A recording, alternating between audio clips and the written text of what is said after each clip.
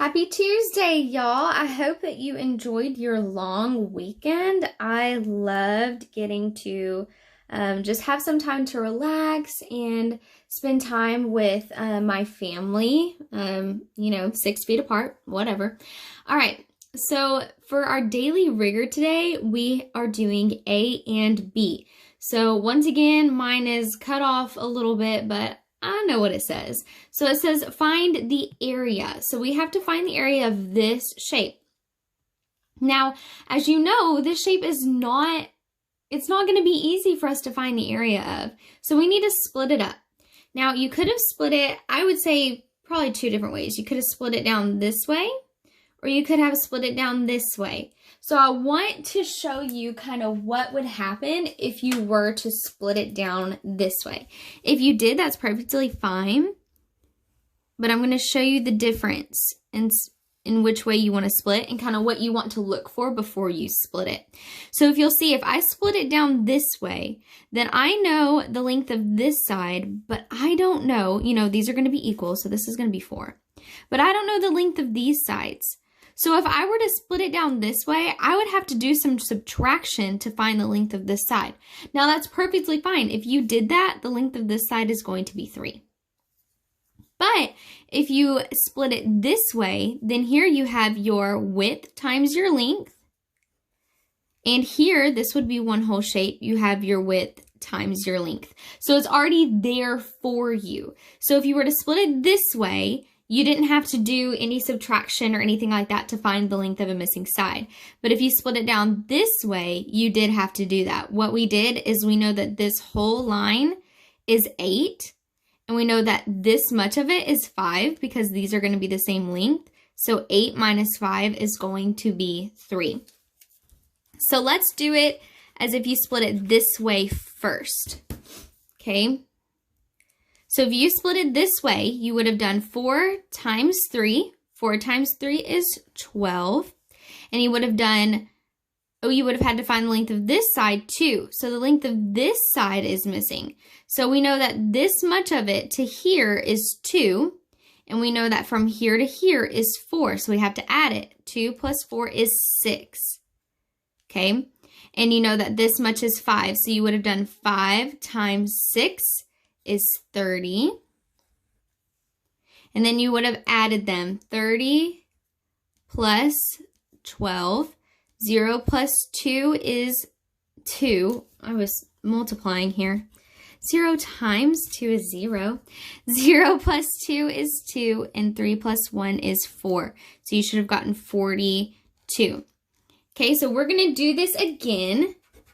I've got to come in here and erase it.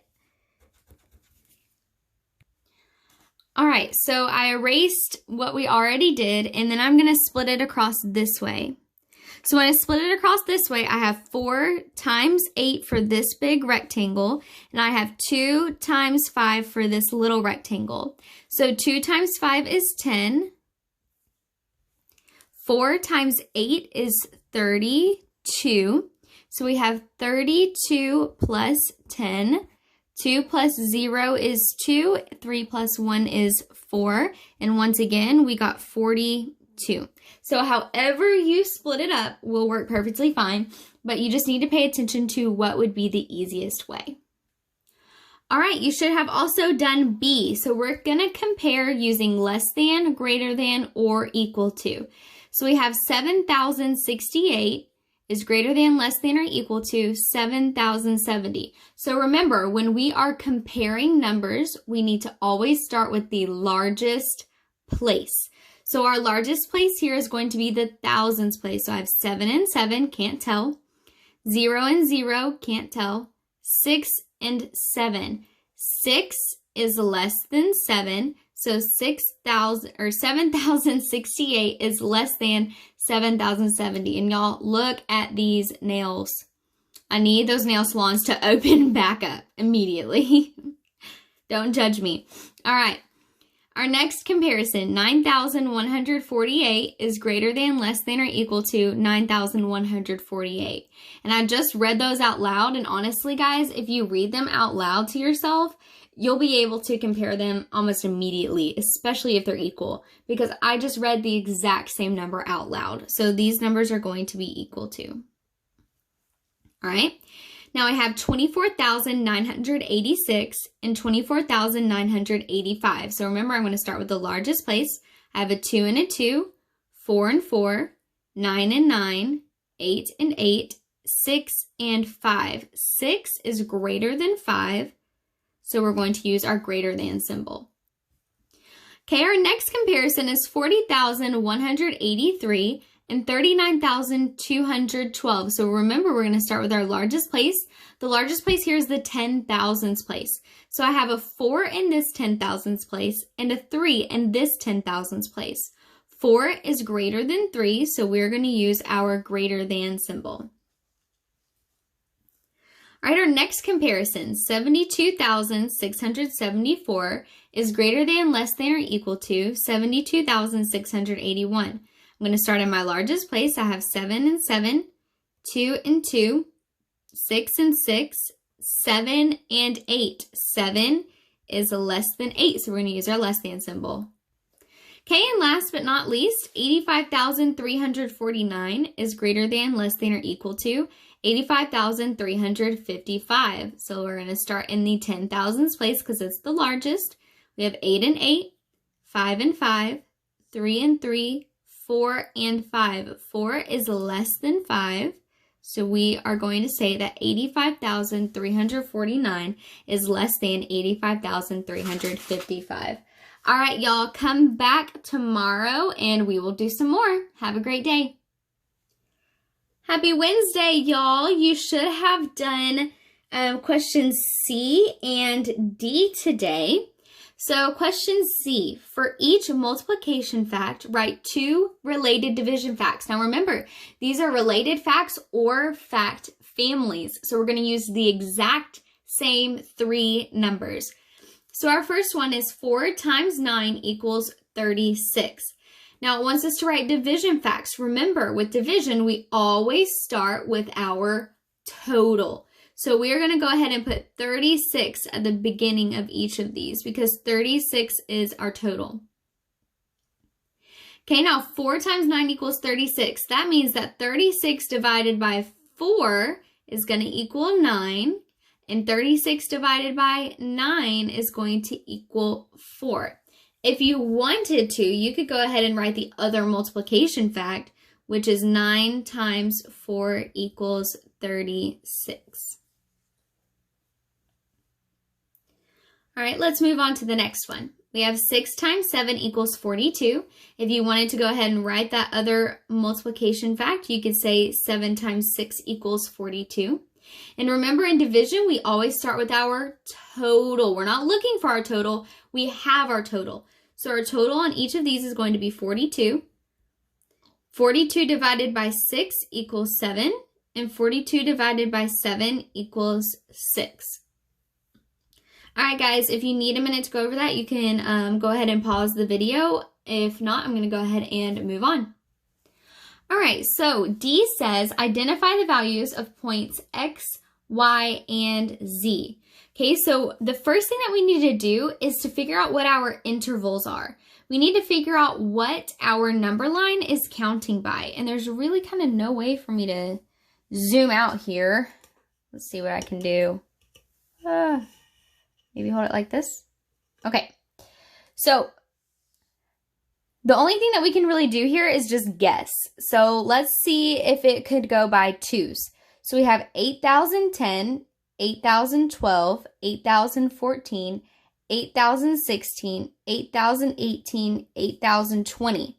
Okay, 8,020 is way over here, so I don't think it's going by 2s. Now, I'm not going to try a bigger number, because if I tried a bigger number, then I would just get to 8,020 sooner. Okay, I need to space it out more. So I tried 2, let's try 1. So we have 8,010, 8,011, 8,012, 8,013, 8,014, 8,015, 8,016, 8,017, 8,018, 8,019, 8,020. Okay, that seemed to work. So we're going to say that it is counting by 1. So 1 less than 8,010 is going to be 8,009. If you did not number your number line, you need to go ahead and do that now in your red pen or whatever you are grading with, because that is a very important part about figuring out the answer to this question, is to make sure that you have it numbered. So go ahead and number it with me.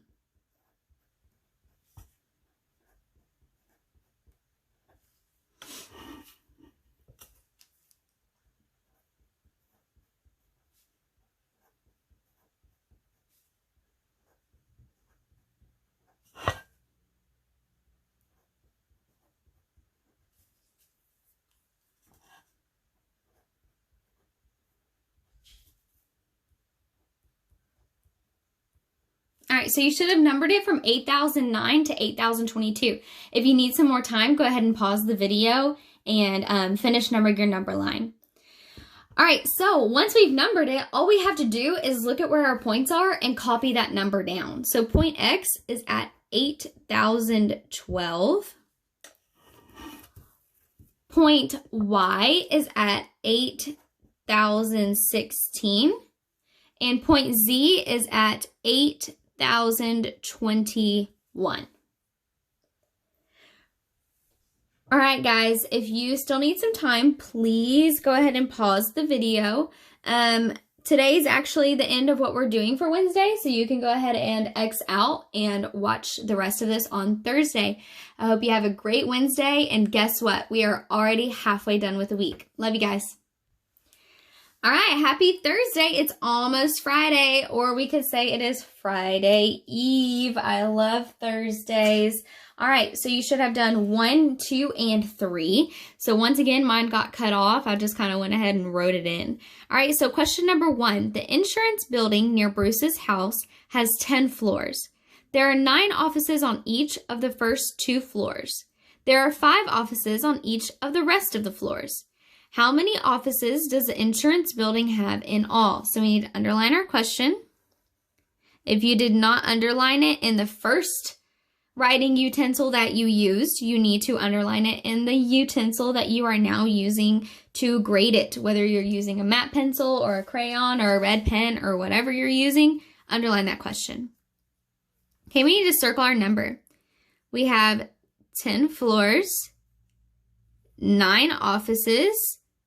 Here, if this is a tricky question, look, 2 floors. So I'm going to mark that out and write the number 2. There are 5 offices. Okay, and then we need to also box in our keywords. We have each, which means multiply or divide. And we have each here, which means multiply or divide. We also have this word rest. Now remember, rest is not a typical keyword. We've said that before. Okay, but rest also kind of means left. And the word left means that we are going to subtract. So if you didn't catch that, go ahead and write that down now.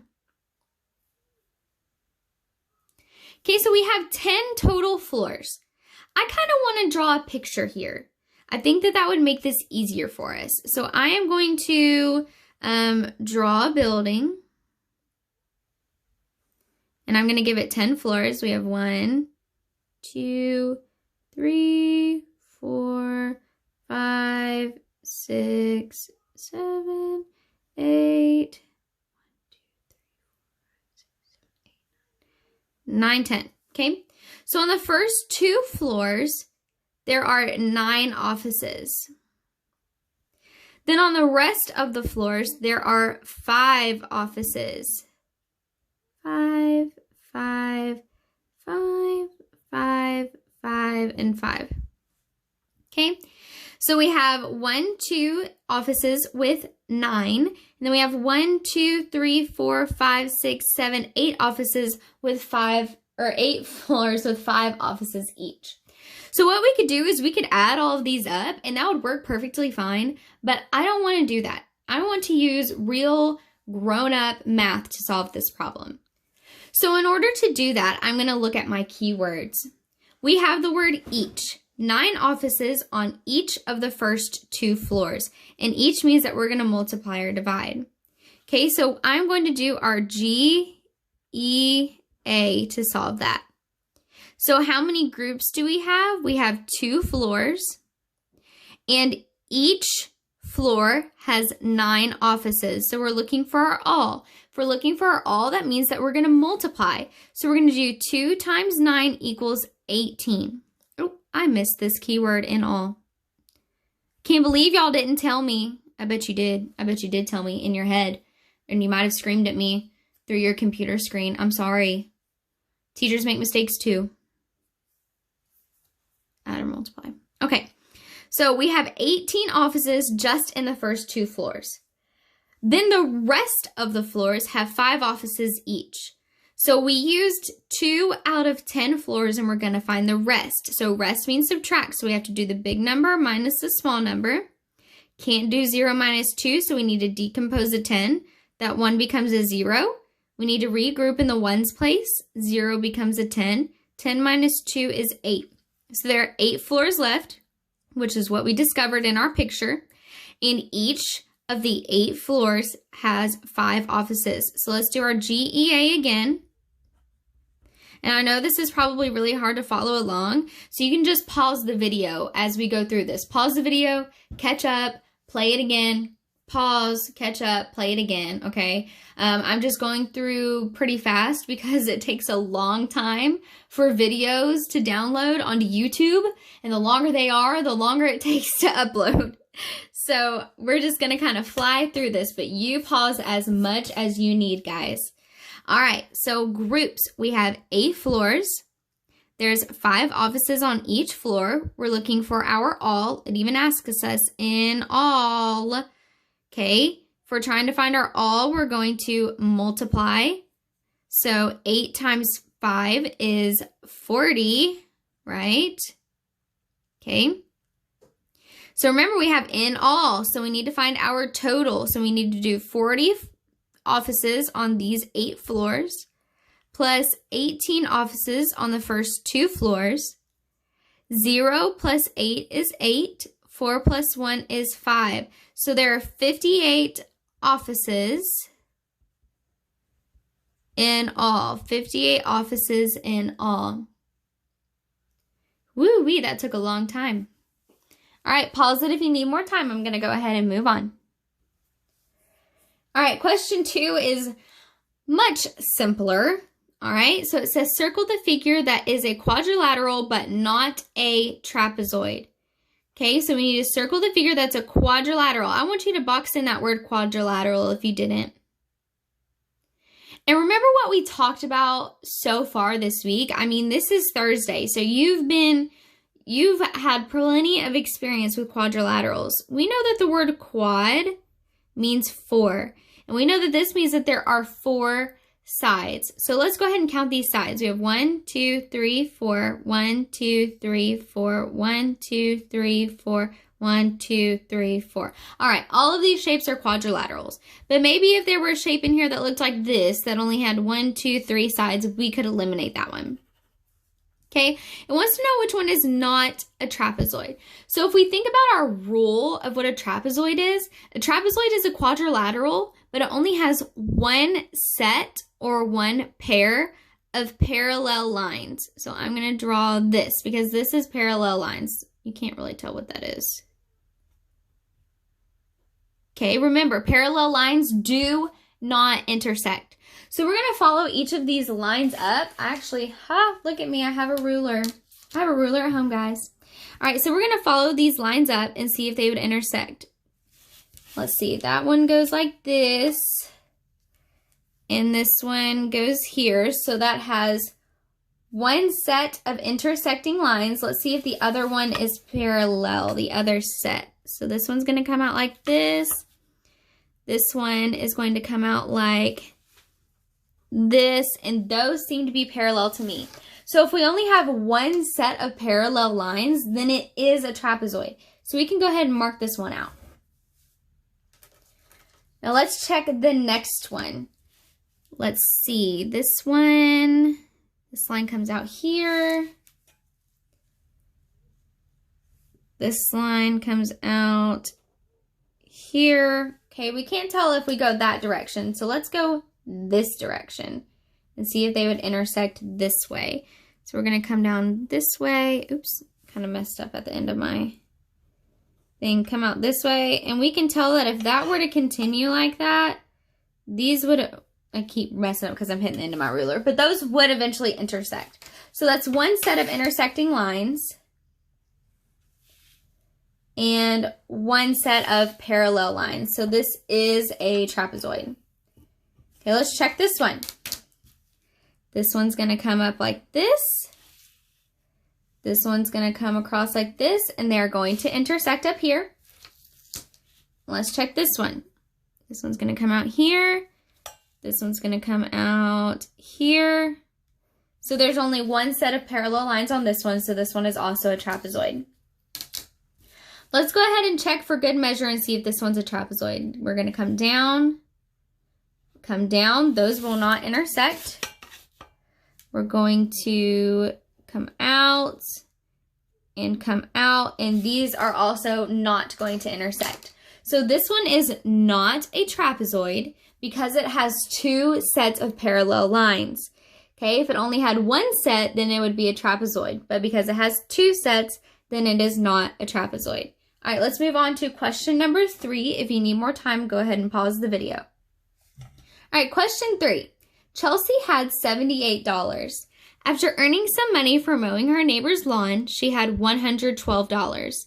How much money did Chelsea earn for mowing her neighbor's lawn? So we need to underline our question. How much money did Chelsea earn for mowing her neighbor's lawn? We have $78 and we have $112. Now, there's not really any key words here. I mean, you could say earn, but to me, if you earn money, you're adding money. And we don't know what number we added to 78 to get 112. So earn does typically mean add, but in this situation, we don't know how much she earned. She earned some. So 78 plus some is going to equal 112. So I'm going to go ahead and write that down. 78 plus some equals 112. That also means that some plus 78 is going to equal 112. So if we followed along with our fact families and we did our 2 subtraction facts, we could say 112 minus 78 equals some, and 112 minus some equals 78. So which one of these can we use to figure out the answer of how much money did Chelsea earn for mowing her neighbor's lawn? I can't do 78 plus some because I don't know that number. I can't do some plus 78 because I don't know that number. I can do 112 minus 78, but I can't do 112 minus some because I don't know that number. So let's go ahead and do 112 minus 78. 2 minus 8, I can't do it. I have to decompose. The 1 becomes a 0, the 2 becomes a 12. 12 minus 8 is 4. And then I can't do 0 minus 7. So once again, we're going to decompose in the hundreds place. That 1 is going to become a 0. We're going to regroup. The 0 in the tens place is going to become a 10. 10 minus 7 is 3. So she earned $34. So 34, the sum plus 78 equals 112. All right, guys, that is all for Thursday. That was quite a bit, but thank you so much for hanging in there. You guys are absolutely awesome. Just come back on Friday, and then it's the weekend already. All right, I'll see you tomorrow. All right, today is Friday. Happy Friday. It's almost the weekend. We just need to get through this last little bit, and then we can have some fun this weekend. Hopefully, we might be able to get out and do some more. All right, so the figure below has a perimeter of 20 units. What is the length of side X in units? So we have 20 units.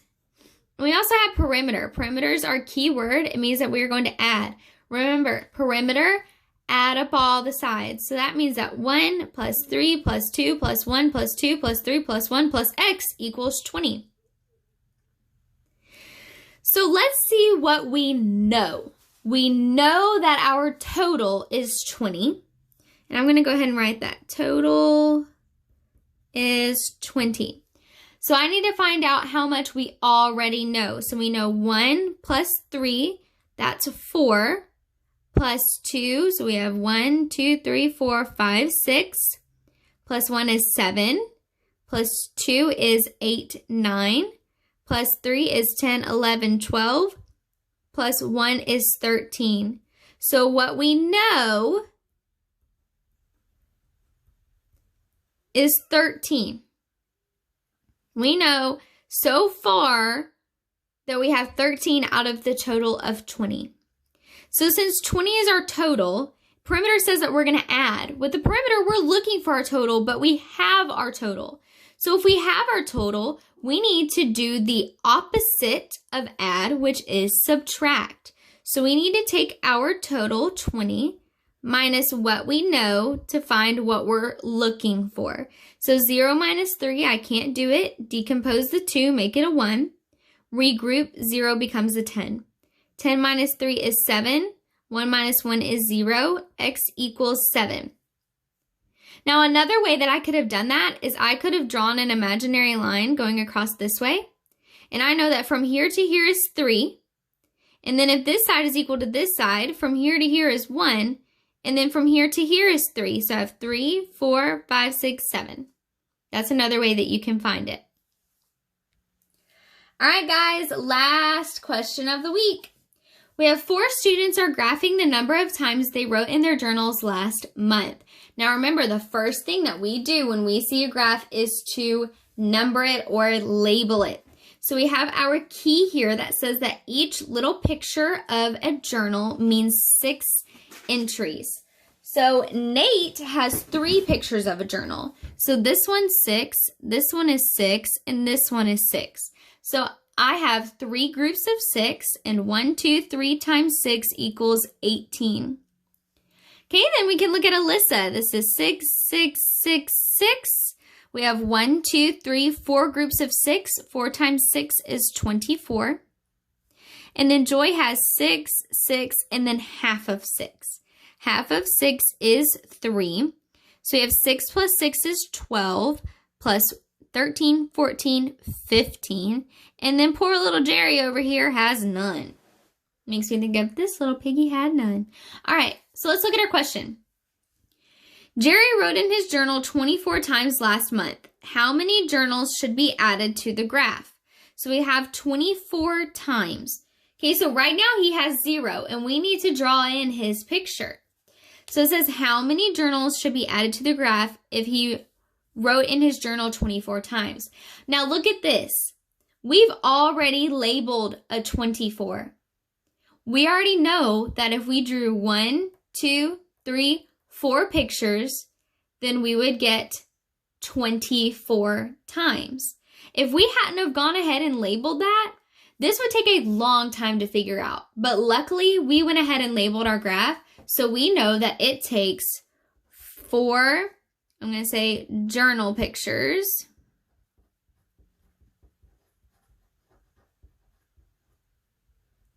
Okay, need to be added to the graph. And if we wanted to go ahead and draw them, we could. I'm going to draw over my little 0 there. All right, guys, that is all for this week. You have survived another week of online distant learning, and I can't believe it has been over a month since we last spent time together. That makes me really, really sad, but I'm so happy that I still get to connect with you online through Google Classroom. That's very exciting for me. I love whenever you comment and you tell me hey, and you tell me that you miss me. I miss all of you. I miss your hugs. I miss your laughs. I miss the fun time we had in class. Don't forget that if you have someone send me a picture of you doing work this week, you get 5 dojo points for each picture that I get. So I miss y'all so much. We hopefully don't have much longer of this, and hopefully we'll be able to come together again. I love you guys. Have a great and fun weekend.